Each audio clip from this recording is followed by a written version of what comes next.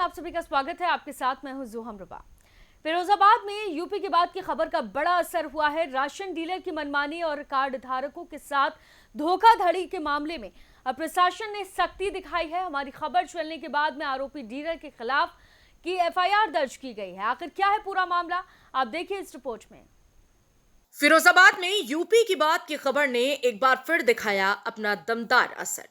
Ration dealer की मनमानी की खबर सामने आने के बाद अब उसके खिलाफ एफआईआर दर्ज कर ली गई है। रसूलपुर इलाके में राशन डीलर लोकेश कुमार पर धोखाधड़ी के गंभीर आरोप लगे हैं। डीलर बीते 6 महीने से कार्ड धारकों से अंगूठा लगवाकर पर्ची निकालता था, लेकिन राशन नहीं देता था। इतना ही नहीं, जब कार्ड धारक राशन की मांग करते तो लोकेश कुमार उन्हें धमकाकर भगा देता था। वो हमारा राशन कार्ड जमा करवा लिया है, पर राशन नहीं देते। कितने दिन हो गए तुम्हारा राशन जमा? 3 साल हो गई लगभग। राशन नहीं मिलता? नहीं। तो आपने कहीं शिकायत नहीं की? प्रधान और कई बार गए हैं, वहाँ पे देते नहीं हो। लोटा दे देते, जो कहते हैं कि राशन नहीं है, तुम्हारा वो करा करते रहते हैं। किस गांव में दुकान है ये मोड़ा गाँव में। मोड़ा गांव में? हाँ। ये कहा कहते हैं राशन नहीं देते हैं, कभी कल की कह देते, कभी परसों की कह देते हैं। क्या महीने से राशन नहीं मिला? 3 महीना है गए। और ये पर्चियाँ दे देते हैं? हाँ, पर्ची दे देंगे और फाद देते हैं। राशन नहीं मिल रहा है। शिकायत नहीं की कहीं? अभी नहीं की, अब करी है शिकायत। पीड़ितों के अनुसार जब राशन मांगा जाता तो डीलर दबंगई पर उतर आता और लोगों को धमकाकर भगा देता। कई बार अभद्र भाषा का भी इस्तेमाल किया गया। 3 महीने की पर्ची है ये, जनवरी फरवरी महीने की, ठीक है। तब से राशन नहीं मिला है, और उसके बाद अब 3 महीने से जब यहाँ से नहीं मिला तो फिर बाहर से लेना पड़ा है हमें। तो ये पर्चियाँ तुम्हें काट के दे देते हैं, राशन नहीं देते? हाँ, पूछा नहीं? हाँ पूछा था, कहा था कि राशन दे दो, तो वो कहते हैं कि अगले महीने ले लेना। अगले महीने गए तो फिर बोले कि खत्म हो गया है।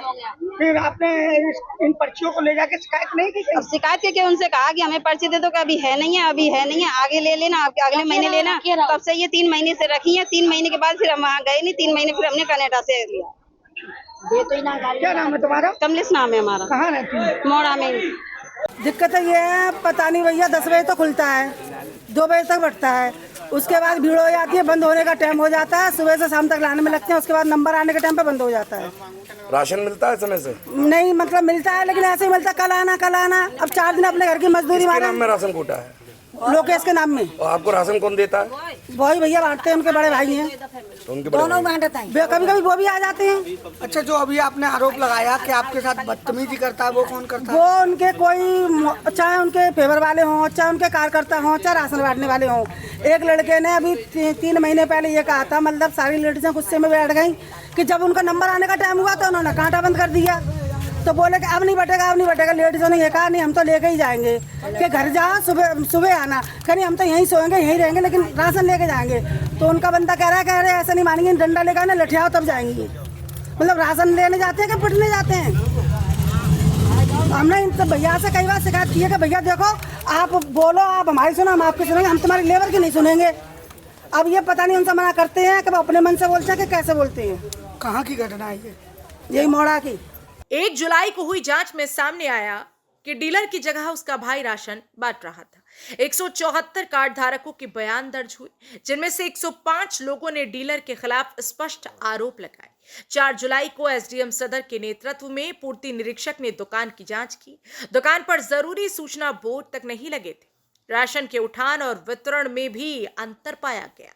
जांच में गड़बड़ियों की पुष्टि के बाद अब आरोपी राशन डीलर लोकेश कुमार के खिलाफ एफआईआर दर्ज की जा चुकी है। लेकिन सवाल ये उठता है कि आखिर 6 महीने तक प्रशासन की नजर इन गड़बड़ियों पर क्यों नहीं पड़ी। अब देखना होगा कि दोषी डीलर पर कब तक कार्रवाई होती है और पीड़ितों को उनका हक आखिर कब मिलेगा। यूपी के बाद की इस खास रिपोर्ट के बाद में प्रशासन हरकत में आया और कार्रवाई शुरू की, लेकिन अब जरूरत है इस बात की कि ऐसी व्यवस्था बनाई जाए जिससे गरीबों को उनका हक समय पर मिले और कोई भी डीलर मनमानी ना कर सके। फिलहाल के लिए इस खबर में सिर्फ इतना ही। ऐसी सरकारी योजनाओं की सच्चाई और आम जनता के साथ हो रहे धोखों को जानने के लिए आप देखते रहिए यूपी की बात।